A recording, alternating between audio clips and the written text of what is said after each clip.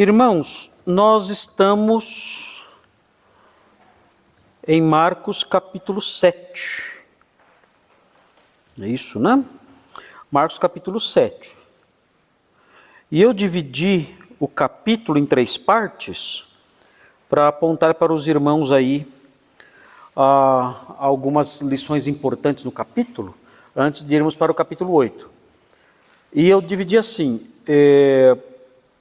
Marcos 7, versículos 1 a 13, do 1 até o 13, é o perigo de colocar tradições humanas acima da palavra.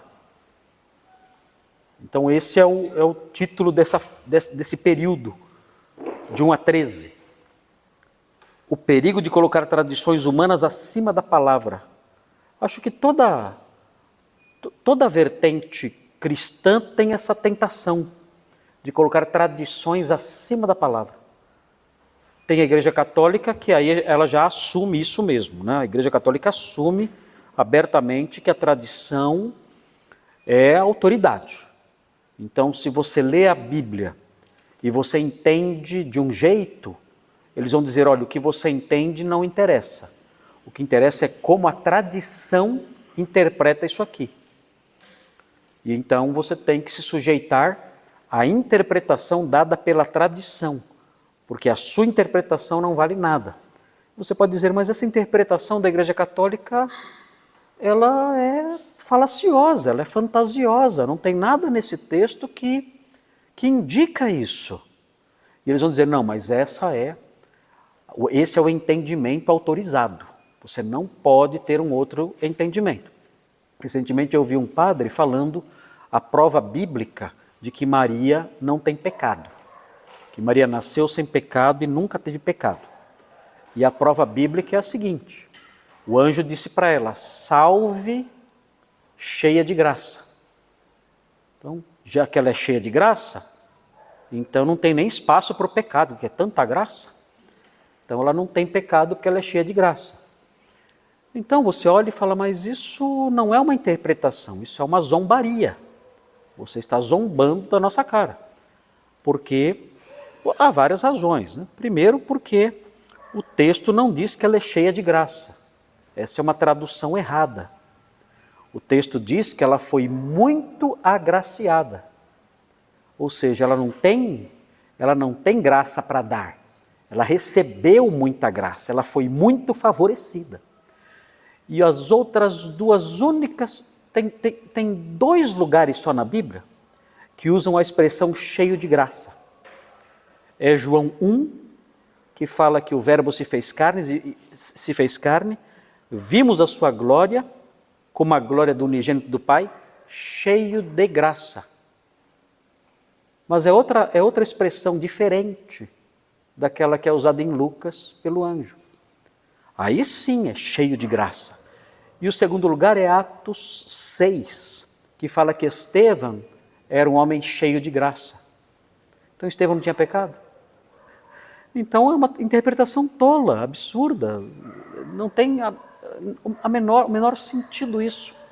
Já pela palavra mal traduzida, como pela má compreensão da própria expressão, cheio de graça. Mas mas tem que aceitar isso, porque a tradição entende que Maria não tem pecado. E por isso, então, temos que aceitar isso aí. Dentro do meio evangélico também tem esse perigo. Quando as diversas igrejas pegam uma confissão de fé e transformam aquela confissão de fé numa autoridade máxima. Então, por exemplo, tem a confissão de fé batista, de 1689. Algumas pessoas se apegam àquilo como se fosse palavra de Deus, e não é. Tem erros lá? Tem erros ali. Os presbiterianos correm o risco de pegar a confissão de fé de Westminster e transformar aquilo numa autoridade máxima, plena, suprema. Tanto que algumas vezes você discute com um presbiteriano, ele fala, não, mas a confissão de fé de Westminster diz isso. Tudo bem, mas... E daí? Não, mas a confissão de fé de Westminster diz isso.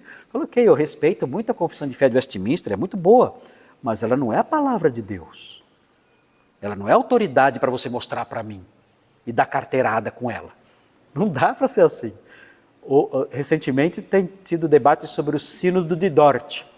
Então, aquilo que está escrito nos cânones de Dort, aquilo é palavra de Deus. Não é. Tem coisas ditas nos cânones de Dort que estão erradas. Há afirmações em Dort, nos cânones produzidos por aquele concílio, que não são corretas. Por exemplo, fala que o batismo de filhos de crentes produz a salvação deles. Isso está certo? O batismo dos filhos dos crentes tem efeito salvífico. Isso está certo? Vocês acham? Isso é coisa de seita. Ou seja, se o casal é crente e tem um filho, esse filho já nasce santificado. Se ele for batizado, então, esse batismo tem poder de salvá-lo. Amém? Gente?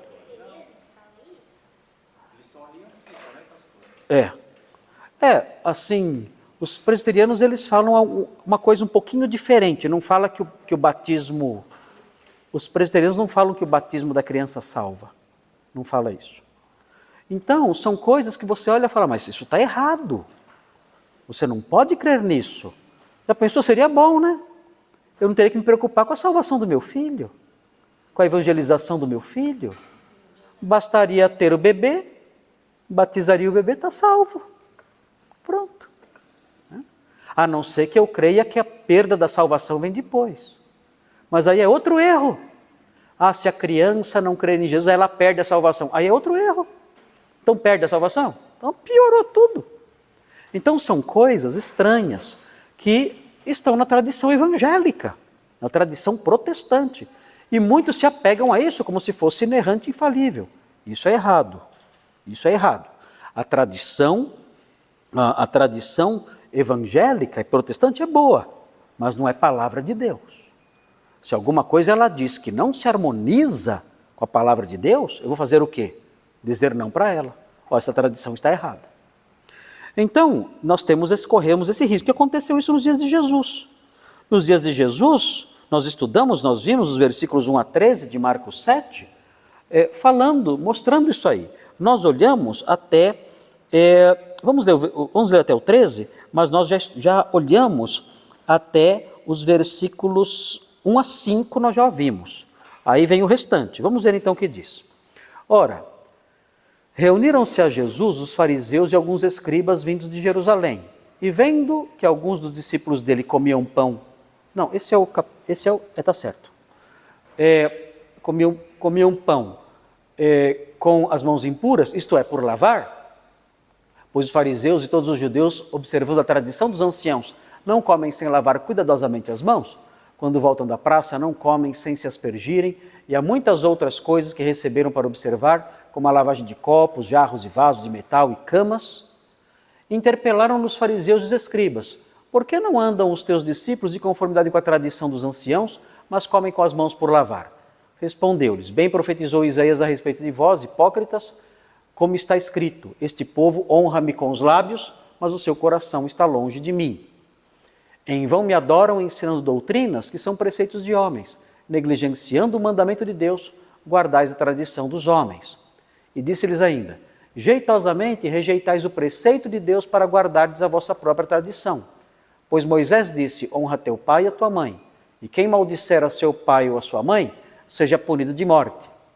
Vós, porém, dizeis: se um homem disser a seu pai ou a sua mãe, aquilo que poderias aproveitar de mim é corbã, isto é, oferta para o Senhor, então o dispensais de fazer qualquer coisa em favor de seu pai ou de sua mãe, invalidando a palavra de Deus pela vossa própria tradição, que vós mesmos transmitistes, e fazeis muitas outras coisas semelhantes.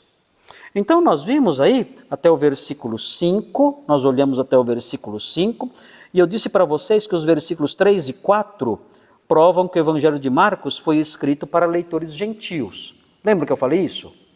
Por quê? Porque os versículos 3 e 4 têm uma explicação que não seria necessária para os judeus. Os judeus já sabiam disso. Então, como o livro foi escrito para gentios, Marcos teve que explicar. Então esse é um sinal claro de que o livro de Marcos foi escrito para gentios. E aí a citação de Isaías 29, 13, nos versículos 6 e 7, dizendo que o povo honrava com os lábios, mas o coração estava longe dele, é a crítica que Jesus faz aí. E ele, no versículo 10, ele começa a mostrar como isso é verdade. Ele dá um exemplo disso. Olha, eu vou mostrar para vocês como vocês, na verdade, têm só um discurso piedoso. Vocês não querem saber nada da verdadeira piedade. O coração de vocês está longe de mim. E a maior prova disso é que vocês desprezam a palavra de Deus. Se o coração de vocês estivesse próximo do Senhor, vocês jamais desprezariam a palavra de Deus. É interessante observar isso aqui, porque Jesus, ele explica na sequência o que é ter o coração longe de Deus. Ter o coração longe de Deus, de acordo com o contexto dessa passagem, é desprezar a sua palavra. É ter uma religiosidade só de boca e na prática desprezar a sua palavra. Então é muito interessante ver como o contexto aqui nos ajuda a entender as palavras até de Isaías. Isaías disse, olha, esse povo honra-me com os lábios, mas o seu coração está longe de mim. Jesus vai provar isso agora. Quer que eu prove para vocês? Quer que eu prove para vocês que vocês têm um discurso doutrinário e religioso lindo, mas o coração de vocês está longe do Senhor? Quer que eu prove? Vou provar agora. Vocês colocam as tradições e costumes de vocês acima da palavra de Deus. Vocês fazem isso. Vocês colocam o que vocês acham acima da palavra de Deus. Vocês colocam os seus hábitos acima da palavra de Deus. Vocês colocam o que vocês acham certo acima da palavra de Deus. E ao fazerem isso, vocês mostram que só o discurso de vocês é bonito. O coração de vocês está longe do Senhor.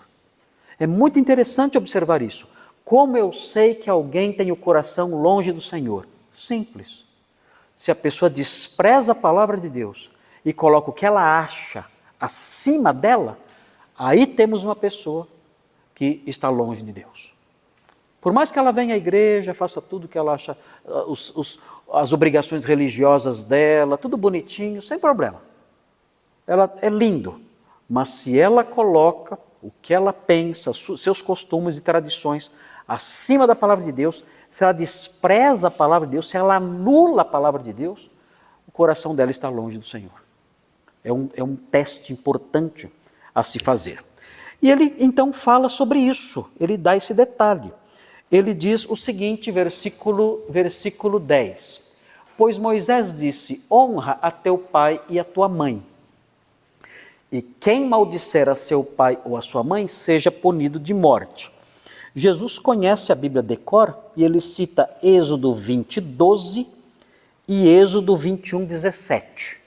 Ele cita 2 versículos, um deles nos 10 mandamentos, Êxodo 20, 12, e outro no capítulo seguinte, Êxodo 21, 17. E ele fala, e o texto diz, honra teu pai e a tua mãe, especialmente o sentido de honrar é destacado aqui. Ele não vai comentar tanto maldizer o pai e a mãe, amaldiçoar o pai e a mãe. Ele não vai falar tanto sobre isso. Ele vai falar mais sobre honrar. Porque honrar, no Novo Testamento, o sentido da palavra é um sentido amplo. O que significa honrar no Novo Testamento? Honrar no Novo Testamento envolve obedecer. É o que nós vemos em Efésios 6, 1 e 2, quando fala honra teu pai e a tua mãe. E aí o texto indica que é necessário que os filhos obedeçam os pais. Isso é honrar. Outra forma de honrar é respeitar. 1 Timóteo 6, 1 mostra a honra como sendo respeito. E uma outra forma de honrar é tratar como alguém importante. E nós vemos isso em Filipenses 2, 29. Em todos esses textos que eu mencionei, aparece a palavra honrar. Cada um desses textos com um sentido diferente. Então, honrar significa obedecer, significa respeitar e significa tratar como alguém importante. Mas existe um outro sentido de honrar que está presente em 1 Timóteo 5, 3 e 4. Em 1 Timóteo 5, 3 e 4, honrar significa socorrer materialmente. Então, aí é um sentido que nos surpreende, porque nós sempre pensamos em honrar como sendo respeitar, tratar como alguém importante, obedecer.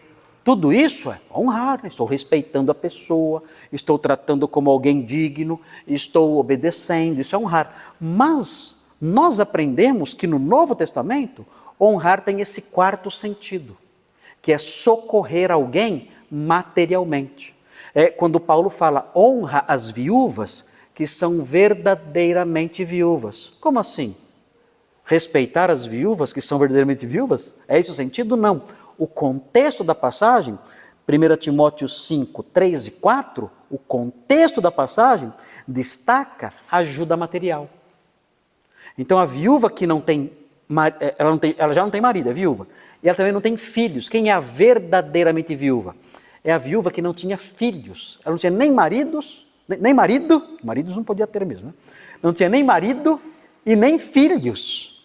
Então ela era chamada de verdadeiramente viúva. Tinha a viúva que não tinha marido, mas tinha filhos.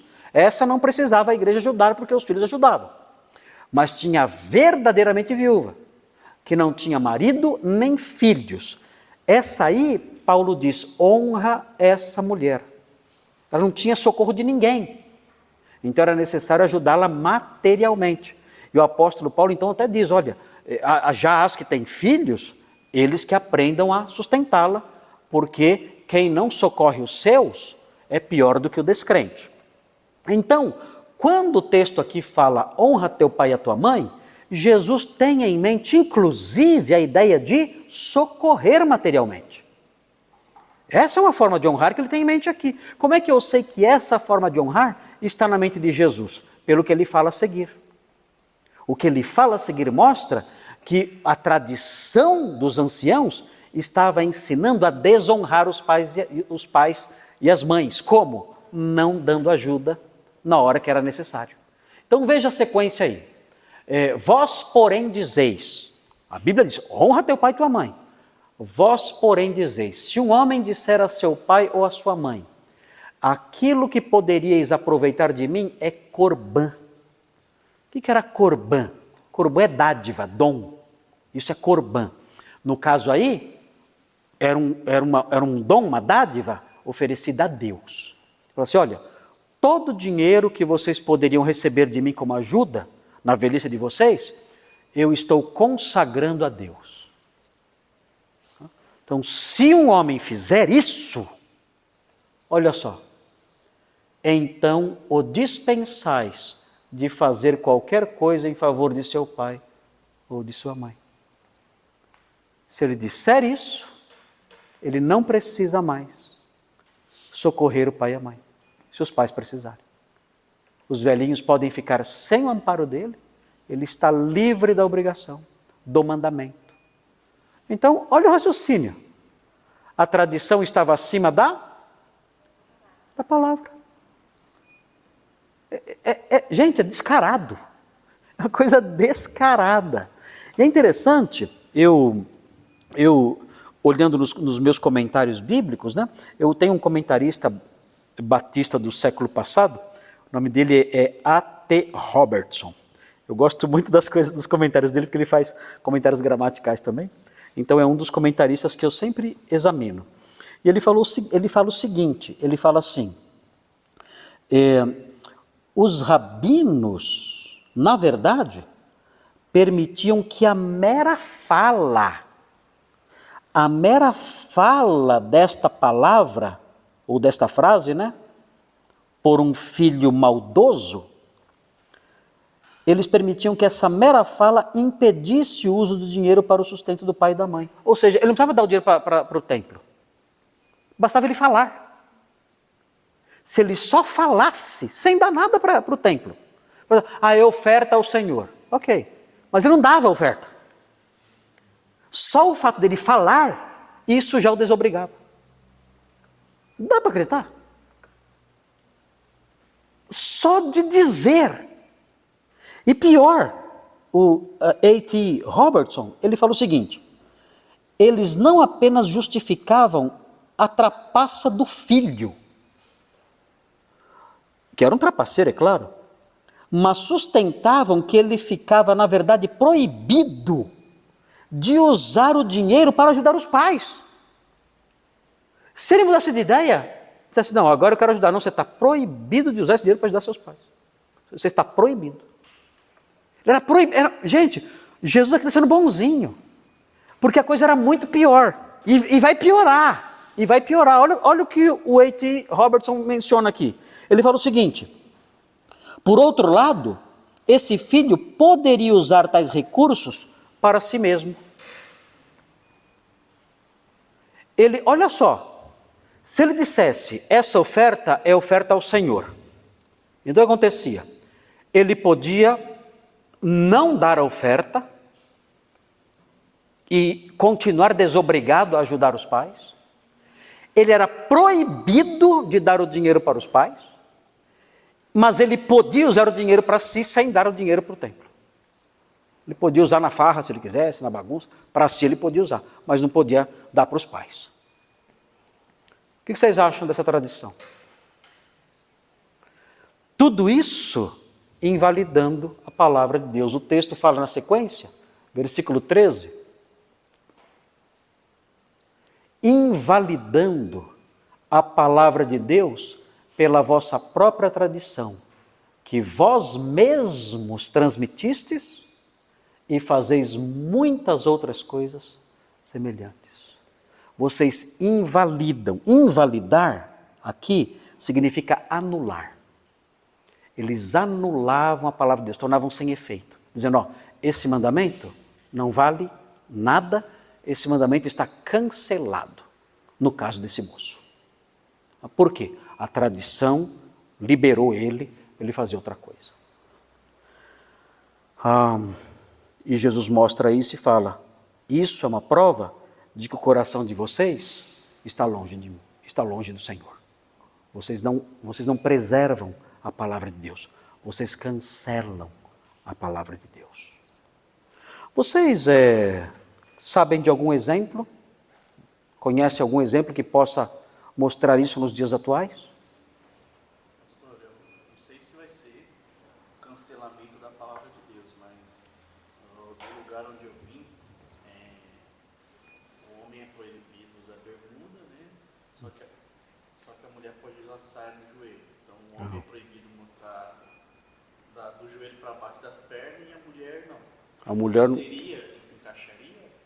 Seria uma tradição de homens. É uma tradição de homens, né? Mas também como doutrina, por exemplo, na igreja, se um homem, eu, como tinha ministério lá, se eu fosse visto de bermuda, eu perderia meu ministério. Tá. Eu seria chamado no quartinho. Aí nesse caso seria assim, olha, Deus estabeleceu alguns critérios para o ministério. Quais são esses critérios? Esses critérios estão em 1 Timóteo 3 e Tito 1. Então o que eles fazem? Olha, nós vamos acrescentar mais um critério. Se você preencher todos os critérios que tem na Bíblia, mas não preencher o critério que a gente inventou, você não pode estar no ministério. Qual é o critério que você inventou? Não pode usar bermuda. Ok. Então você preenche todos os requisitos da Bíblia, todos, para ser um ministro. Deus te aprova, mas eles criam mais um critério dizendo não. Você não pode que você usa bermuda, da Adidas ainda por cima, do Corinthians ainda por cima. Aí azarou tudo. Aí não pode, é pior ainda. Aí dá para entender, né? Agora, assim, isso que você falou, eu vi um que é semelhante, porque existe uma tradição nessa seita de onde você veio, que não pode estudar a Bíblia. Porque se você estudar a Bíblia, você não tem acesso à palavra direta de Deus ao seu coração. Se você estudar a Bíblia, você impede isso. E o Espírito extingue o Espírito Santo. Extingue o Espírito Santo e a letra mata, tudo isso aí, né? Agora, a Bíblia manda que nós a estudemos? Sim. Pouco ou muito? Muito. Olha, sabe aquele texto que fala assim, ó, Salmo 1, a gente lê o Salmo 1 e não entende direito o que significa. Fala assim, fala que o homem bem-aventurado antes medita na lei do Senhor de dia e de noite. O que é meditar? O que você acha que é meditar? Será que é uma atitude budista? Ele senta e fica assim meditando na palavra de Deus. Ai, como a palavra é linda. Ai, como esse versículo é maravilhoso. É isso, meditar? Não. Meditar no texto ali do Salmo 1 é se debruçar sobre o texto e estudá-lo profundamente. Isso é meditar na lei do Senhor de dia e de noite. Não é ficar, que linda essa palavra, nossa, tocou no meu coração. Não é isso, ficar pensando nela. É estudá-la. E tanto que em Deuteronômio 6, a Bíblia diz, Moisés orienta, movido por Deus, ele diz que as crianças deveriam aprender a Bíblia de manhã até de noite. E os pais deveriam ensiná-las o tempo todo, desde o acordar até o se deitar. E andando pelo caminho, e junto ali, na casa, ao redor da mesa, em todo lugar, em todo tempo, sem parar. O ensino bíblico de Deuteronômio 6 é que a criança deveria ser bombardeada 24 horas por dia pela palavra de Deus, 7 dias por semana. Era isso. Não tinha folga, não, agora vai assistir o show da Xuxa. Que show? Nem sei se existe esse diabo ainda de show de Xuxa, mas enfim. O fato é que não tinha trégua, não, mas agora vai ver os Teletubbies, sei lá. Não, é bombardeio direto, na cabeça ali, ó, pá, 24 horas, 7 dias por semana. Esse era o ensino, ou seja, conhecer a palavra profundamente. Dizia, olha, Paulo falava, olha, pais, instruam as crianças, criem as crianças na disciplina e na admoestação do Senhor.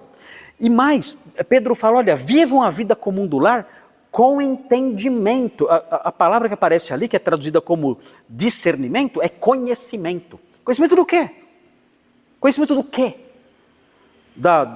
De sociologia aplicada à família? Claro que não. É conhecimento da palavra. Vivam a vida comum do lar como mestres da palavra, conhecedores dela. É assim. Então eu tenho que estudar a palavra de Deus. Eu tenho que conhecê-la profundamente, amá-la, defendê-la, memorizá-la.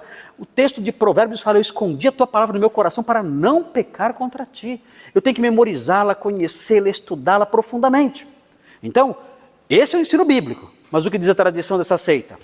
Não estude a Bíblia. Eu vi uma pregação do ancião dizendo assim, Senhor, nós repreendemos agora o demônio, o espírito do estudo bíblico. Falou agora de novo. Falou de novo. Já falou 2 vezes já. Agora, mais ou menos em uma semana. Falando isso. Falou que é lepra. A lepra do estudo bíblico que vai se espalhando. O espírito do... Olha, gente, estudo bíblico é a lepra que destrói, que mata. É um demônio que leva as pessoas a fazerem isso. Ou seja, esse homem, ele é cego. Esse homem é um instrumento do diabo. O maior interessado em que eu odeio o estudo bíblico é o diabo. E esse homem é um instrumento do diabo ali gritando que não podemos estudar a Bíblia. Então, o que está acima da palavra para ele? A tradição. A tradição é essa, não pode estudar a Bíblia. Essa é a tradição. E ele coloca isso acima do ensino claro de que nós temos que conhecê-la profundamente até o ponto de memorizá-la. Sim, irmão. Irmão o nome é Daniel, desculpe. Pastor, uma coisa, eu sei que às vezes fica até maçante, né? Mas é bom a gente amassar esse assunto mesmo, para ele ficar bem exposto. Eu tenho uma história lá atrás também, meu pai, eu não sei se vocês estão falando da congregação. Meu pai era encarregado de orquestra, cresci pequenininho na congregação, meu pai faleceu, eu tinha 8 anos e depois eu termino de contar o testemunho como é que eu virei crente de verdade. Mas o fato é que eu lembro que antigamente eles tinham os poucos de doutrina. Como é que funciona a manipulação. Eles alteraram um ponto de doutrina que a gente iria convergir com eles, que eles criam que a Bíblia toda a Bíblia é a palavra de Deus. Eles pegaram um dos pontos de doutrina da congregação e alteraram no novo inário que eles fizeram.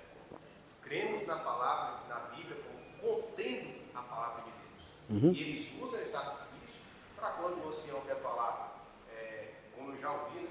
Eles vão falar, nem tudo que está aqui é a palavra de Deus. Aí ele fala, a palavra de Deus é o que sai da boca do servo de Deus. Tá? Ah, tá. Então, isso aí para mim, ali já é bem... Já mostra. Contém.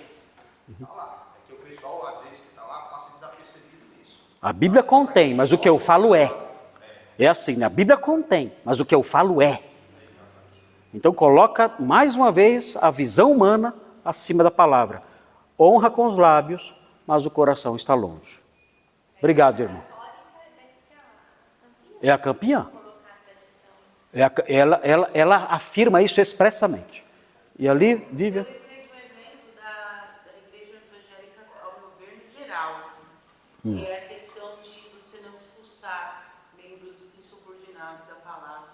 A palavra diz que você tem que submeter a um irmão, depois a um grupo, e se a pessoa não se converter, não mudar, expulsar. Leva a igreja, aí depois expulsa. Depois expulsa. Isso. E isso não acontece nas igrejas. Ou seja, a tradição A tradição. não permite, porque o amor, né, Isso. envolve uma série de falácias, de questões que não permite a expulsão do Exatamente. Esse é um exemplo muito bom, porque isso é um exemplo que afeta a nossa denominação. A Igreja Batista, eu nasci na Igreja Batista. E olha, gente, eu já vivi bastante. Eu não sou velho, né? Não estou nos últimos dias, eu acho, não sei, espero não.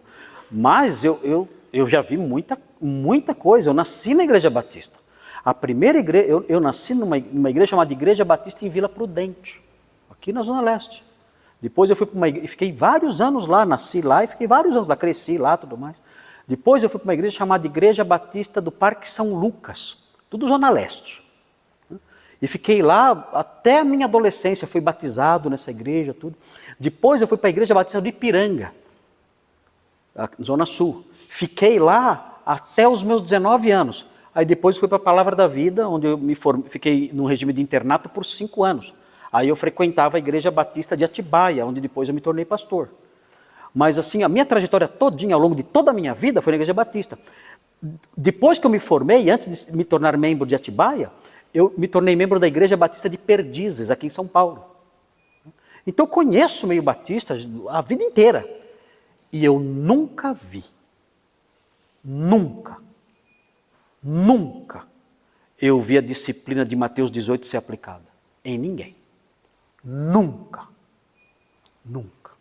Aquele ensino de Jesus, se teu irmão pecar, vai tu arguí-lo tu e ele só. Se ele te ouvir, ganhaste teu irmão. Se ele não te ouvir, leva mais 2 ou 3 contigo, para que pela palavra de 2 ou 3 testemunhas, toda a palavra seja confirmada. Se ele não ouvir, leva a igreja. Se ele não ouvir a igreja, considera o gentil publicano. Nunca eu vi uma igreja fazer isso. Quando eu comecei a fazer isso aqui, os irmãos antigos assustaram, dizendo assim, nós nunca vimos isso. Eu falei, nunca? Eu falei, tem 2000 anos. Mas nós nunca vimos isso. A igreja tem, eu cheguei aqui, a igreja tinha 50 anos. A igreja tem mais de 50 anos, nós nunca fizemos isso. Deviam ter feito no primeiro ano desta igreja. Porque é ensino de Jesus e temos que fazer. Mas colocaram a tradição acima da palavra. É mais fácil, né? Será que é gostoso disciplinar alguém? Não é melhor dar um tapinha nas costas e falar, a carne é fraca? Não é melhor? Isso é covardia, isso aí. É covardia. Marcelo. Pastor, ainda mais se for um membro, né? Uma pessoa que dá uma grande oferta. Aí esquece. Aí esquece. Agora, quanto no versículo 9, eu não sei a tradução certa, mas quando diz ali jeitosamente. Jeitosamente. Né? Isso. Então, Exatamente. encaixa direitinho, né? Exatamente. Forma de prender as pessoas dentro daquele jeito. É uma estratégia, né? Na frente. É uma estratégia jeitosinha. Quando fala jeitosamente, essa ideia, né? Eu dou um jeitinho de flexionar o texto bíblico para encaixar daqui e dali, eu aperto daqui e faço passar aquilo. E é lindo, né? Olha, é oferta ao Senhor. Ou seja, ele coloca Deus acima dos pais. Que jovem amoroso, que jovem espiritual. Ele coloca Deus acima dos próprios pais. Como ele deve sofrer ao fazer isso, né? Como deve ser difícil para ele dar o dinheiro que era para os pais, dar para o templo. Como ele deve sofrer, mas ele é consagrado e ele faz esse sacrifício. Eles dão um jeitinho. Como a gente cai fácil. Cai. Se não conhece a palavra de Deus, você é levado. Mas enfim, esse é um perigo, temos que tomar cuidado. Não colocar os nossos costumes, e no nível pessoal também, hein? Ele fala assim, eu não vou na igreja porque eu acho que tem que ser crente em casa. Você está colocando o seu pensamento acima da palavra de Deus. Eu não sou submissa ao meu marido porque eu acho que isso é machismo. Você está colocando o seu pensamento acima da palavra de Deus. Eu não amo a minha esposa como a Bíblia fala porque eu acho que isso aí é mais para jovens. Você está colocando a sua cabeça acima da palavra de Deus. Está fazendo a mesma coisa, só que no nível pessoal. Você está criando a sua tradição particular. Dizendo, eu acho que não é assim, acho que é de outro jeito. E você coloca a sua tradição particular, os seus costumes particulares, acima da palavra de Deus. É a mesma coisa. Muito bem. Agora, eu disse que tem um outro ensino aqui, um outro perigo, que está nos versículos 14 a 23, que a gente não viu ainda. Eu vou falar rapidinho, porque só temos 10 minutos, né? É isso? 10 ou 15? 12, nem 10 nem 15, 12. Tá bom. Olha, o segundo perigo que eu quero que vocês estejam atentos... Tradição terminar às 9. É tradição terminar às 9, não pode mudar. O segundo perigo é o perigo de hipervalorizar a piedade meramente exterior, que é muito próximo disso, né? O que é hipervalorizar? Você dar muito valor a uma piedade que é só exterior e não dentro do seu coração. Vamos então ver aí, porque eu vou destacar só os versículos 19, 21 a 23. Mas eu vou ler do 14 ao 23. Olha só, 14. Convocando ele de novo a multidão, disse-lhes, ouvi-me todos e entendei. Nada há fora do homem que entrando nele o possa contaminar. Por que ele falou isso? Qual é o contexto? Alimentos. Porque os discípulos comiam sem lavar as mãos. Agora, era uma norma, lavar as mãos era uma norma de higiene? Não, era uma norma cerimonial. Se você comesse, você ficaria cerimonialmente impuro, não poderia se aproximar de Deus nos seus atos de adoração. Esse era o sentido, não era tanto a questão higiênica, mas a questão cerimonial. Ele fala, nada há fora do homem que entrando nele possa contaminar. Ou seja, não tem nada que o homem coma que contamine. Você pode comer qualquer coisa, não tem problema. Ai, que legal, então agora eu vou... Oi? Espiritualmente. Não, materialmente. Materialmente, você pode comer... Como é que eu vou comer espiritualmente alguma coisa? Só se eu estiver de dieta. Por exemplo, oi. comer carne de porco é pecado. Espiritualmente, nesse sentido espiritual. A impureza. A impureza. Isso no Antigo Testamento era visto assim na Antiga Dispensação. Agora, eu comer carne de porco, isso vai me tornar impuro espiritualmente? Se eu comer carne de porco? Se eu comer toicinho? Não. Ou seja, eu posso... Quis dizer isso. Ele quis dizer, olha, nada vai tornar você impuro diante de Deus, cerimonialmente ou espiritualmente, nada que você coma vai deixar você em pecado, vai deixar você impuro espiritualmente, nada. Mas e se eu comer uma galinha de macumba? Eu catei lá a galinha na macumba.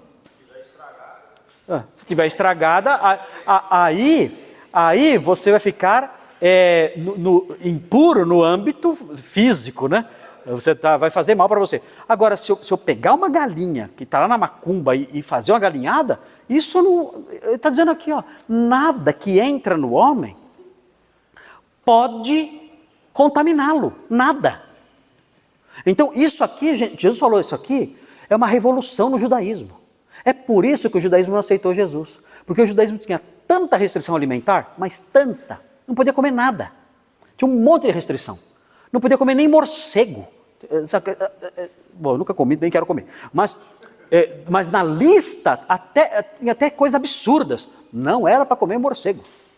E o porco mais famoso, né? O porco era o mais famoso que não podia comer. E o mais gostoso, né? Cá entre nós, né? Que eu adoro uma costeleta de porco. Mas enfim.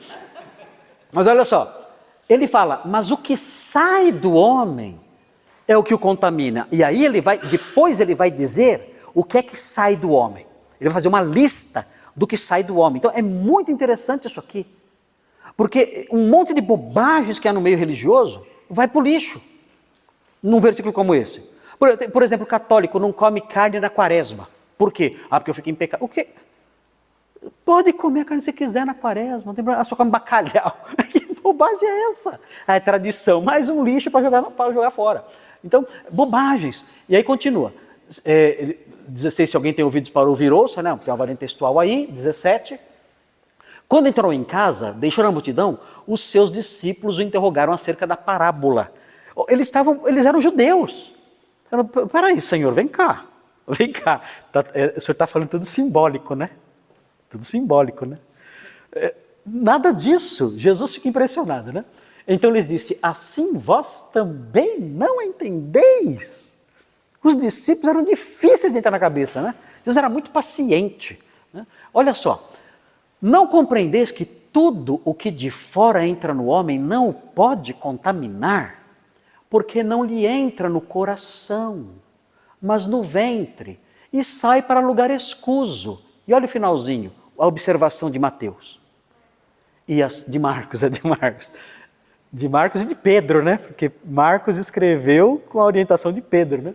E assim considerou ele puros todos os alimentos. Tudo. Uma vez disseram assim para mim, então pode comer rato? Eu falei, olha, eu nunca comi rato. Mas, se eu estivesse num campo de concentração nazista e aparecesse um ratão, eu ia fazer um ratoburger. Sem problema nenhum. Os irmãos já viram a situação de pessoas que passam por extrema necessidade, uma fome indizível? O que eles fazem? Eles comem baratas, eles comem qualquer tipo de inseto que aparece, eles comem pedaços de tronco de árvore, eles comem até gente. Vocês sabem de casos aí, os sobreviventes dos Andes, né? Comeram até gente. Então, rato, olha, eu sei que os chineses comem rato direto e qualquer outro bicho eles comem. E eu não posso condená-los por isso. Se eles consideram aquilo alimento, sem problema. Tudo é puro, sem problema nenhum. Eu me lembro de um senhor que eu conheci que veio da Bessarábia, lá na Rússia, um senhor bem idoso, e ele passou fome na Rússia, por causa dos grandes períodos de neve e tudo mais, e ele disse para mim que ele fazia o quê? Ele pegava o sapato dele e tirava um pedaço da sola, que era de couro, e tentava esquentar na água para comer a sola do sapato de couro. É terrível. Pessoas pegavam o batente da porta e tentavam raspar o batente da porta para comer o batente da porta. Então, uma fome terrível. Agora imaginem, restrições, o cara tem um porco, em uma situação como essa. Não pode comer. Meu Senhor, o porco na minha mão não ia sobrar nem a orelha. Né? Enfim, aqui Jesus está dizendo, olha, todos os alimentos são puros. Nada pode contaminar o seu coração, que você põe na sua boca. Nada que você come vai contaminar, vai sujar o seu coração. Nada. E aí então é uma revolução isso aqui. Aqui nós vemos o vinho novo, que os odres velhos do judaísmo não eram capazes de suportar. Quando esse vinho novo teve contato com os odres velhos do judaísmo, o que aconteceu? Rachou. Isso aqui é vinho novo. Então, vinho novo tem que colocar em odres novos. Porque o judaísmo não ia aguentar isso aqui, e não aguentou mesmo. Pastor, na CCB tinha um tópico justamente dizendo que a gente não podia comer carne sufocada. E assim, não entendi muito bem, né? Então, assim, minha sogra, ela, quando ela ia pra casa dos parentes dela, ela... Perguntava se a galinha foi morta enrolada Ou sufocado. Assim, isso aí está em Atos 15, 29, que fala sobre isso. Mas se você continuar lendo o texto, fala assim, não coma carne assim. É uma carta de Jerusalém para Antioquia, para os crentes de Antioquia. Você olha, abstenha-se desse tipo de carne, porque Moisés tem aqueles que o seguem e ele é lido nas sinagogas espalhadas pelo mundo todo. Então, essa orientação foi dada para que os crentes não escandalizassem os judeus e abrissem um espaço ainda maior de distância entre eles. Então, por isso, muitos judeus estavam se voltando para a fé nessa época. Então, eles deram essa orientação, olha, evitem esse tipo de alimentação, porque eles não vão entender. Então, essa era a razão. Não é que é proibido, o cristianismo proíbe isso. Foi uma orientação para ser sensível aos escrúpulos daquele povo. É a mesma coisa, olha, você sabe, por exemplo, que a sua vizinha, ela fica escandalizada se você comer carne na quaresma. E você mora ali ao lado dela, enfim, ou uma parente sua que mora ali com você. Então o que você faz? Evita. Evita por respeito a ela. Mas não que a Bíblia proíba. Você vai evitar por amor e por respeito. É o que acontece em Atos 15. Tá bom? Ok, agora vem aí então a sequência. E dizia, o que sai do homem, isso é o que o contamina. Agora vai dizer o que é que sai do homem. Olha aqui. Porque de dentro do coração dos homens é que procedem, e aqui vem uma lista horrível. Olha o que sai do coração da gente. E o nosso coração, se não fosse Jesus, é feito do mesmo material, viu? É uma fabriquinha disso aqui, ó. O coração de cada um que está aqui, inclusive o meu, é uma fabriquinha dessas coisas. Ele fabrica isso. Nós só não fabricamos isso, não porque não tenhamos o poder, temos muito... Aquele conselho da Disney, siga o seu coração, dá nisso aqui, ó. Sabe a da Disney? Todo desenho da Disney, todas as princesas da Disney falam isso aqui. Siga o seu coração. A musiquinha. Gente, não existe conselho mais diabólico do que esse.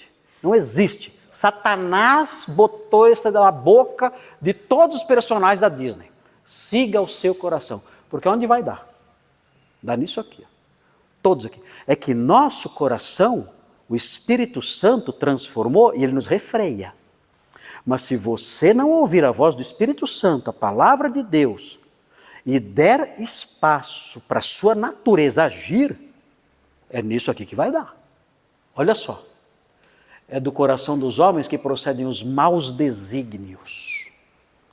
O que são maus desígnios? Planos perversos, enganosos, planos malignos para fazer o mal. A prostituição sai do coração do homem.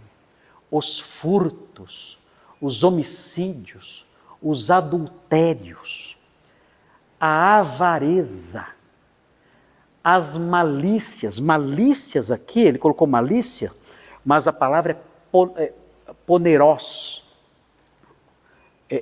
A palavra é relacionada ao substantivo poneros, significa maldade. Não é só malícia, é maldade. Vocês já viram pessoas praticando maldades que nós não entendemos por quê? Mas por que isso? Para que roubar essa moça e, além de roubá-la, dar um tiro nela? Por quê? Porque além de desrespeitar esse velhinho, você foi lá e ainda bateu nele. Por quê? Qual a necessidade desse grau de maldade? Então são coisas que nós ficamos até perplexos. Como você pode fazer isso com esse bichinho? Tem lá um cachorrinho, lá um gatinho, lá a pessoa tortura aquele animal, tortura aquele bicho. Mas por que isso? Qual é a vantagem disso? Por que disso? A pessoa pratica esses atos de maldade pela maldade. Isso sai do coração. O dolo, o que é o dolo? É o engano. Enganar as pessoas, mentir para elas. Aqui é o golpista. Aqui é o golpista. É a pessoa que engana você para te roubar, para te prejudicar, para tirar de você o que ele quer. Ele engana você. Ele parece alguém, ele parece uma coisa, mas é outra. E ele planeja isso. A lascívia é todo tipo de comportamento de conotação sexual. É a pessoa que dá expressão aos seus desejos sexuais das mais variadas formas. Esse é o homem lascivo. Aqui entra masturbação, namoros escandalosos, essas práticas aí que os jovens fazem de ficar, né? Ficar só se pegando, eles falam isso, né? Ficar se pegando, isso tudo é lascívia, pornografia. Tudo isso que dá vazão aos desejos sexuais de alguém, que gera o desafogo sexual de alguém, isso é lascívia. A inveja aqui são os olhos maus, literalmente os olhos maus. A pessoa que olha, né, com os olhos maus, ela cobiça, ela tem inveja. A blasfêmia, a soberba, a loucura. O que é loucura? É o pessoal do hospício, não é. Aqui loucura é a insensatez, é a pessoa que não tem uma vida equilibrada, é a pessoa que só faz bobagens, ela não tem bom senso, ela se mete em dívidas, ela gasta o dia inteiro assistindo bobagens, a vida dela é só besteiras, ela joga a vida no lixo só fazendo bobagens. Inúteis. É uma pessoa inútil. Isso aqui sabe aquele pessoal que pinta o cabelo de verde? E fica em casa, sei lá, fumando maconha? É isso aqui. Isso é loucura. A pessoa não presta para nada. É aquele que tem 40 anos, né? Oi? Sem serventia, exatamente. É aquele que de 40 anos, que é pai de pet, cuida de uma samambaia, e tem coque no cabelo. Não presta para nada. Né? Não presta para nada. E fica lá fumando maconha o dia inteiro no quarto. O dia inteiro no quarto fumando maconha. E ele acha que ele vai mudar o mundo. Ele acha que ele é um revolucionário, ele é contra o opressor. Gente, é um maluco. É um louco que não presta para nada. Nada. Os pais olham e falam, meu Senhor, o que é isso? Aí o pai chega e fala, filho, você tem que trabalhar. Ô pai, para de me oprimir, estou me sentindo oprimido. Você tem 40 anos, vagabundo, levanta, sai daí, você acorda 3 da tarde, é isso aí. Eu estou indo para um lado mais exagerado, mas isso é a loucura, é a pessoa inútil, é a pessoa que não tem é a pessoa que não tem equilíbrio, não tem sabedoria para levar a vida, não presta para nada. Essa turma aí, esse é o louco, é a loucura. De onde vem isso? Isso vem da sociedade. Isso vem do coração. É lá dentro. Vem para fora. Agora, é de assustar, né? É de assustar. Mas, o coração humano produz tudo isso. Não dá tempo agora, que já é 9:05, mas na semana que vem eu vou mostrar outras 2 fontes, que tem em Efésios. Porque o coração produz isso, mas a Bíblia fala que tem outras coisas fora da gente que empurram o coração da gente. O nosso coração produz, mas tem gente, a maquininha aqui, né? A maquininha produz isso, mas tem quem vai lá e põe óleo diesel na maquininha. Estimula. Né? Troca as correias, né? Limpa lá o motorzinho, dá um tratinho para continuar virando legal. Né? Então tem. Na semana que vem eu vou mostrar para vocês que existe, além disso, essa inclinação do próprio coração, existe ainda um estímulo externo, muitas vezes. Não precisa. O coração dá conta sozinho. Mas ainda assim recebe ajuda. Ainda assim recebe ajuda. Tá? Bom, na semana que a gente continua então, e aí a gente tem que terminar esse capítulo, né? Eu falei que ia ficar um capítulo por semana, está ficando já um capítulo a cada 2 meses. Então não dá, tem que correr mais. Na semana que vem a gente vai em frente então e terminamos aqui esse capítulo. Vamos fazer oração? Pedir o que para o Senhor? Ó, se eu fosse fazer uma oração agora, ligada a isso, eu dizia assim: Senhor, livra-me de mim mesmo. O que vocês acham dessa oração? Senhor, continua a me livrar de mim mesmo. Porque se existe algo em mim que impede tudo isso, é a obra do seu Espírito que está me santificando. Se não fosse a obra do seu Espírito me santificando e me transformando, isso aqui ia ser uma verdade para mim todos os dias. Eu ia fazer isso aqui minha vida seria isso. Isso aí seria uma autobiografia. Seria a minha biografia isso aqui. Seria o meu histórico de vida. Então, Senhor, continua a me livrar de mim mesmo.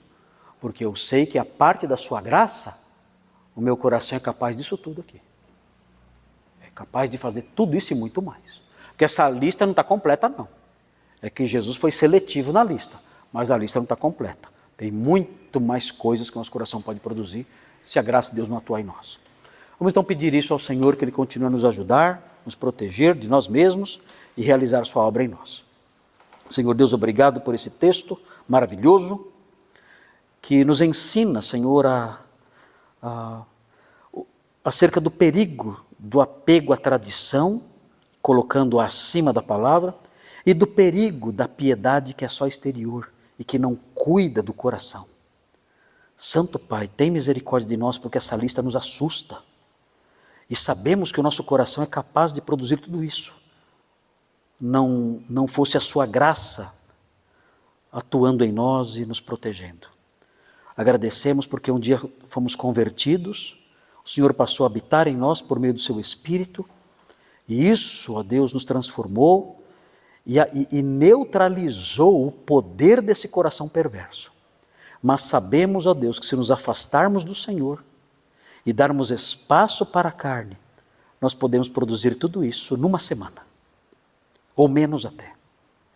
Por isso, Senhor, livra-nos de nós mesmos e que seu Espírito continue a trabalhar na nossa vida, afastando-nos de todo perigo, livrando-nos do mal, livrando-nos de nós mesmos e santificando o seu povo, santificando a sua igreja, santificando os seus servos, ó Deus. Tem misericórdia de nós, como o Senhor já tem tido e demonstrado, desde a nossa conversão. Mas, ó Deus, intensifica a sua ação em nós, purificando-nos, enchendo-nos de temor e tremor e guardando o seu povo em santidade. Pedimos essas bênçãos em nome de Jesus. Amém.